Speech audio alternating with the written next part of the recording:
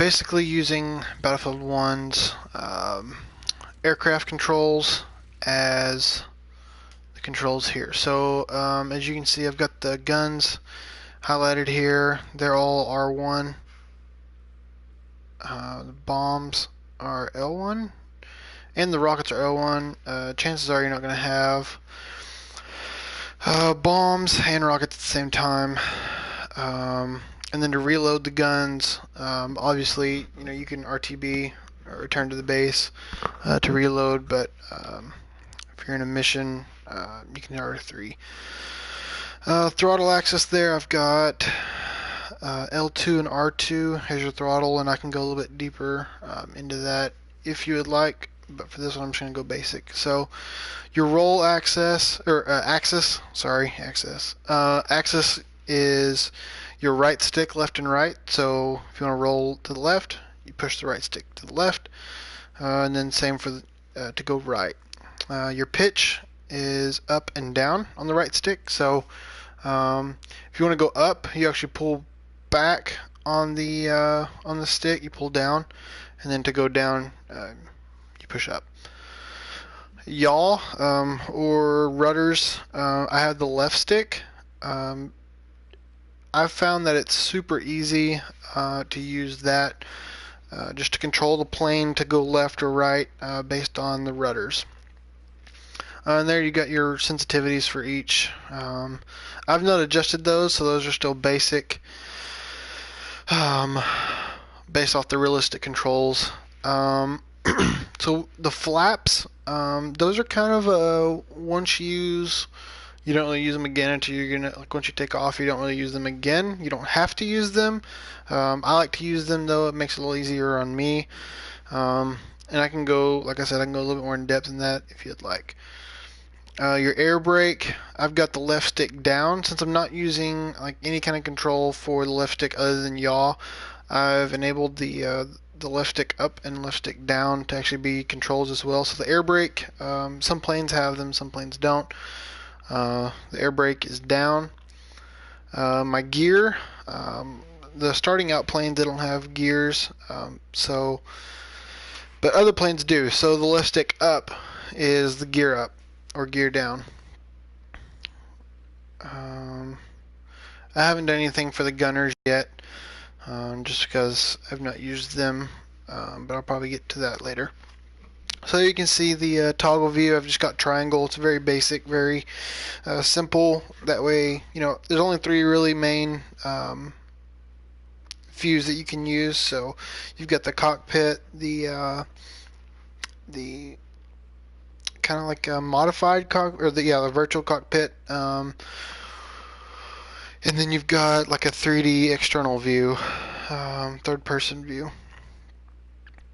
Okay, so your view in battle. So while you're flying in your cockpit view, this will enable you to kind of look around.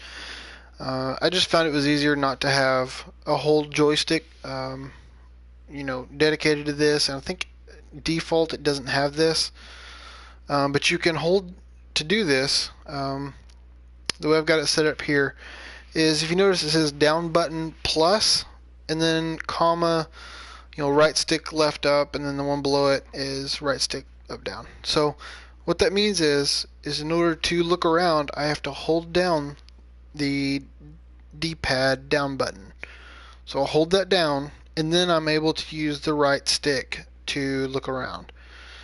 And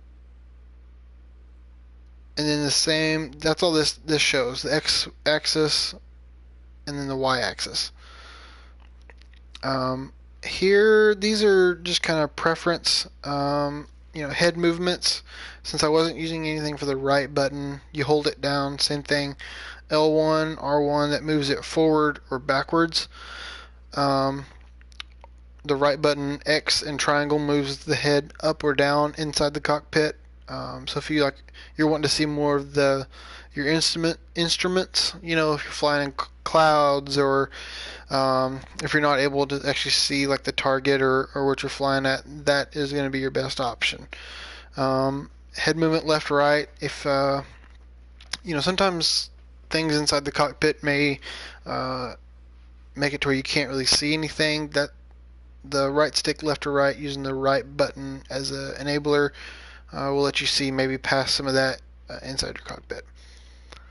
Sense of flight, that's just whether or not, let's see how to, when you do a barrel roll, this will make the camera either go with the plane or stay straight as you do the barrel roll. It's a little difficult. I actually brought it down 5% to 50, but or from 50, but that's that. Then the cockpit lighting, the left button with circle. So at nighttime, it can be kind of difficult to see some of your instrument panels, so that makes it easier to do so. And then your mouse aim. I don't use a mouse, so that takes care of that. So now let's go in. Yeah, just skip past all. You can hit continue. That's just some of the extra stuff. So here I've got my plane. You can look around.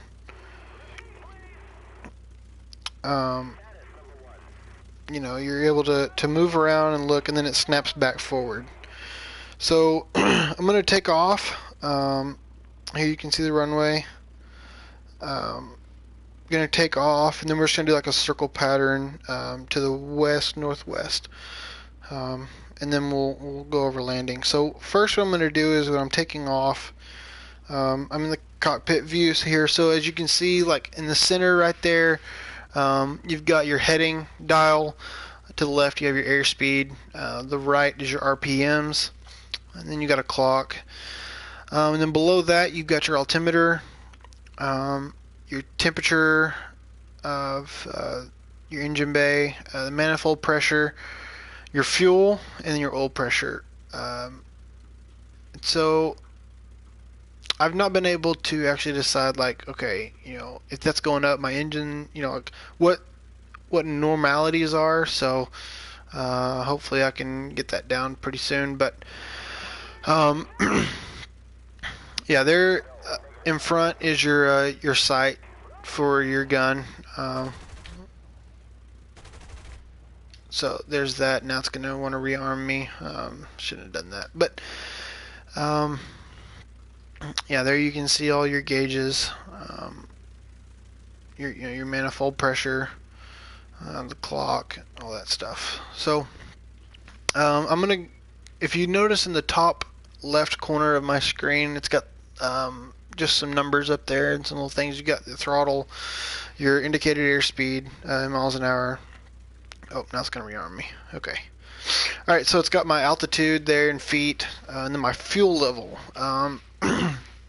Then over here on the right side, you have your compass with your indicators on there of enemy and friendly locations.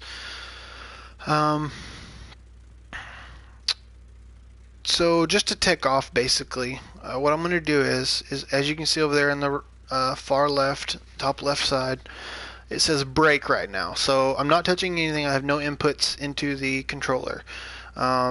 Now when I go to speed up, what's going to happen is I've got R2 as throttle and L2 as brake. So it's actually set up as a increase and decrease. So when I give it throttle, I'm going to give it full throttle here, and you'll see the numbers go up. Go all the way up to 100. Now I'm going to give it left, and it's going to go all the way down. Then if I hold down L2, it's going to actually brake. So you know, once you're landing, you have to make sure that you hold down that L2 to initiate the brakes. So let me get lined up here again.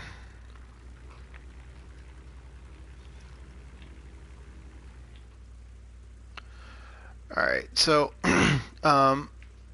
another thing that I was going to mention is I've got it. You can adjust this, but my throttle position is the more throttle I give it, whatever I stop at, that percentage of the throttle is going to go. I can go all the way to 100, or I can stop like at 70% or 60%, and that's all done using the L2 to counteract that.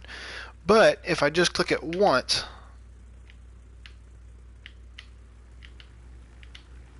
it'll see how it's going up 30, 40. I'm just tapping it.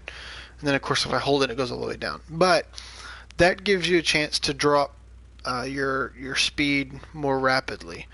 You're able to kind of go down by percentages instead of trying to, okay, I got to reduce it down to 30, and that comes into play when you're landing more so than taking off. But I'm going to restart here just so I can get relined up with the airfield. But like I said, this is going to be super basic, so I don't have it on like full flight controls where you have to like trim the aircraft. It's on auto trim. Alright, so we're set back up. So I'm going to do a takeoff using my my rudder controls and throttle. So here we go. So I'm going to slowly start out and get that rudder going, because right now I'm having to give it some right rudder. As you can see, it's going left. And then as I speed up, the less rudder I'll have to give it. So now I'm going to be flattening out. I'm at full speed, and I slowly pull back on the thumbstick. So see, now I'm in the air. I'm going to reach about 1,500 feet, and then I'll initiate my turn.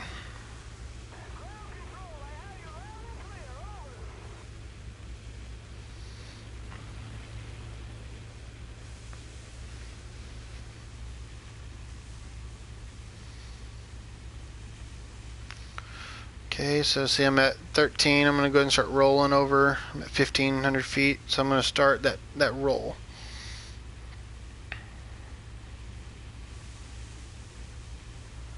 Make it up to 2,000 feet.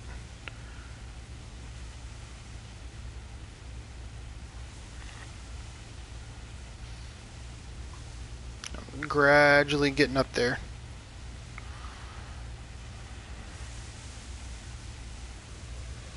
Alright. So say I brought the throttle back to 80%.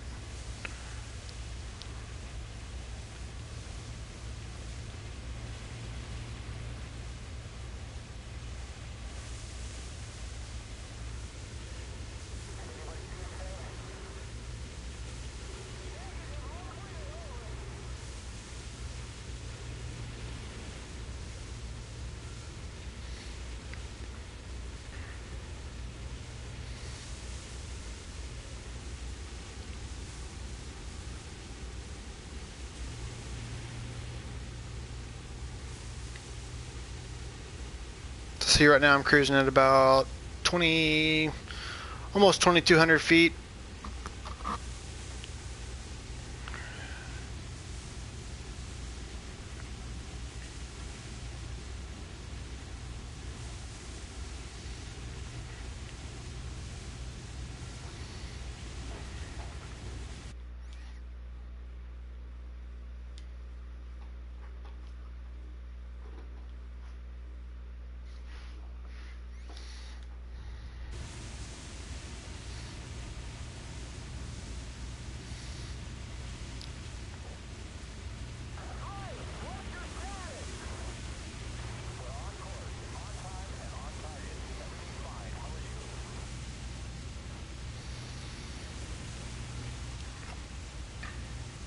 Yep.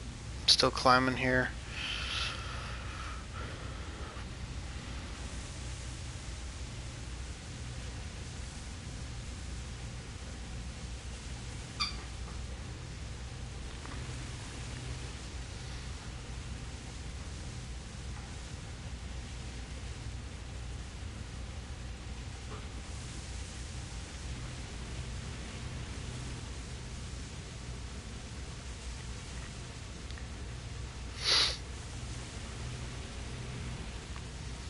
See, I'm just giving myself enough room to actually get on the runway so I can line up.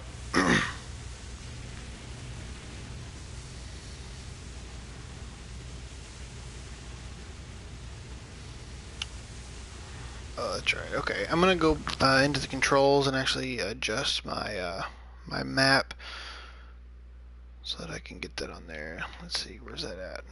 There it is. Okay. Alright, so as you can see, there I am flying up in Kilo 10, about to cross into Kilo 11. I'm going to actually get to Kilo 12 before I'm going to make my turn in, so there you go. As you can see, I'm adjusting my heading about 090. Level out here.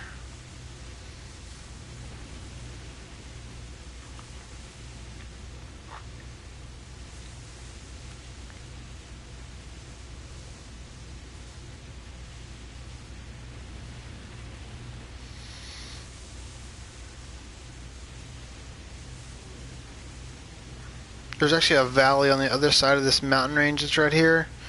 And that's what I'm going to try to get into as I go into land. There's a little bit of a valley there. Alright, so I'm in Kilo 12. I'm going to start my turn. I'll probably end up going into Kilo 13.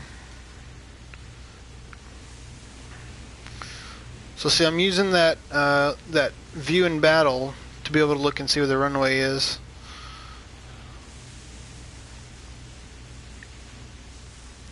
So that I can line myself up with it.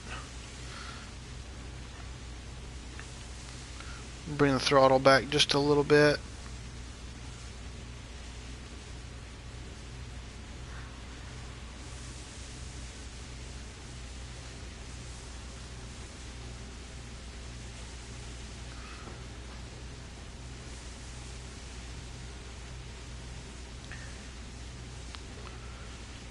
Alright, so I'm going to bring my throttle back to about 60.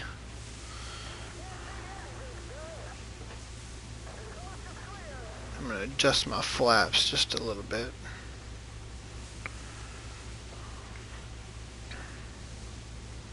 So see, you can see my altitude's going down quite a bit now, as well as my speed. So I'm giving myself enough speed to stay in the air, but my flaps are actually giving me that little bit to start going down.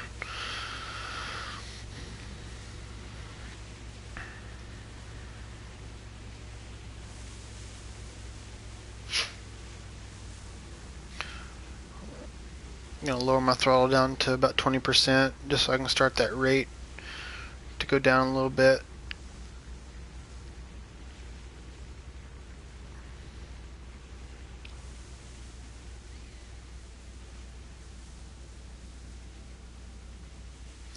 See, the main thing is you want to keep dropping, but you want to lose speed as well, and you don't want to gain speed as you're dropping, because then you're going to have to adjust more as you're going into land.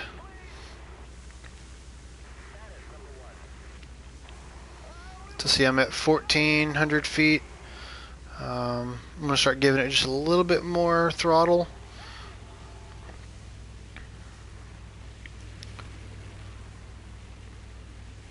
You can see I'm lined up with the runway now.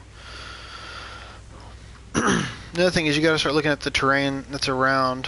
Alright,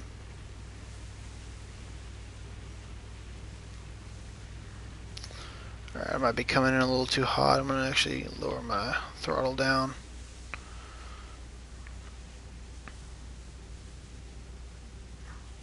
Alright, so see, I'm back at 110. That's about where I want to be at this flight level coming in to land. I want to be around 100-ish.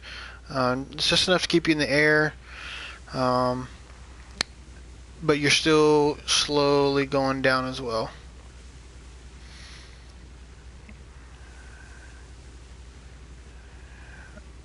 Alright, so I'm going to start releasing that throttle out a little bit, down to 10%. Alright, I'm going full throttle out. So now I'm just gliding it in, bringing that nose up until I reach, and then you're down.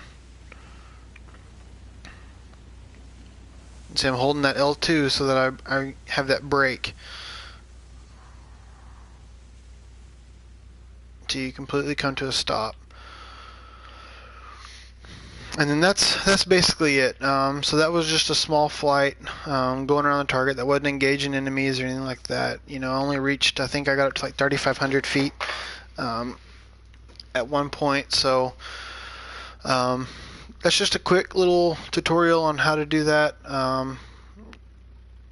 This is my first tutorial on War Thunder, so if you got any comments or anything like that for some of you who are watching, I actually made this for a couple of friends, but it's just something to think about. I don't know. There's so many different ways you can have your aircraft set up in this game. But yeah, like I said, like it says in the title, this is mirrored as close as I could to Battlefield 1, with the button controls and the guns and your yaw and sticks and stuff like that. So hope you enjoyed this video. Hope it actually helped out some people. It's not very in depth, I know. If you got any questions, you can message me or comment. So all right, guys, thanks.